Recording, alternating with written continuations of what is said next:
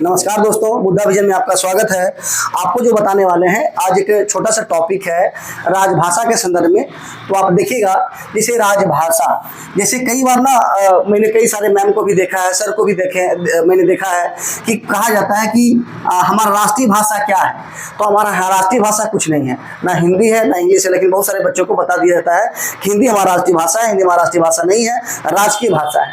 तो वही राजभाषा अगर बात करेगा देखेंगे तो संविधान का भाग 17 में मिलेगा राजभाषा, भाग 17 में। तो वही राजभाषा अगर आप देखेंगे अनुच्छेद 343 में संघ की राजभाषा अनुच्छेद 343 में है। पूछेगा संघ की राजभाषा अनुच्छेद कितना में है? 343 में। और 344 में राजभाषा आयोग का जिक्र किया गया है। ये बड़ा इंपॉर्टेंट है। अगर पूछेगा राजभाषा आयोग क्या बताएगा? अनुच्छेद 344 में है। इसका स्थापना हुआ था 1955 में। नागरिकता अधिनियम भी 1955 और राजभाषा आयोग भी 1955। और अध्यक्ष कौन थे? बीजी खेरे थे। कौन थे? बीजी खेरे।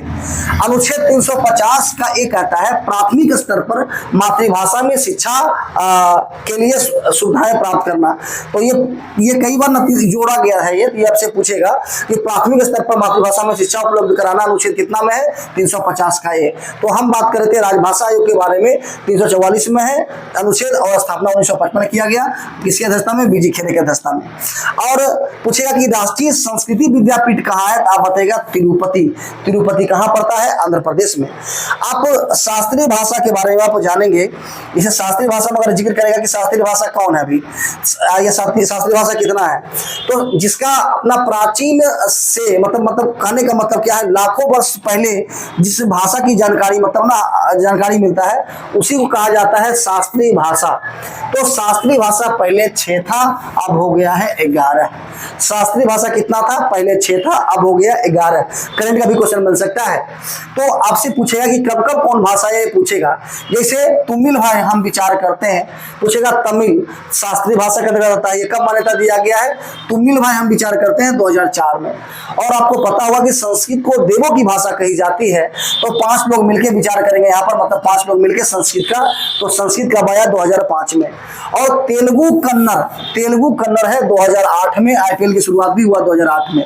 तो पूछेगा तेलुगु कन्नड़ 2008, तमिल 4, संस्कृत 5। मलयालम है बाबू, तो यहाँ पर हो जाएगा आपको। मलयालम केरल का राजकीय भाषा है, केरल का है। और केरल में मसाला का माल ज्यादा मिलता है।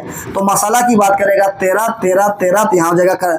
यहाँ पर 2013 में मलयालम को जो शास्त्रीय भाषा का दर्जा दिया गया 2013 में। और बच गया उड़िया उसके 1 साल के बाद 2014 में। तो ये डेट आपको इंपॉर्टेंट होगा कि कब हो जाएगा।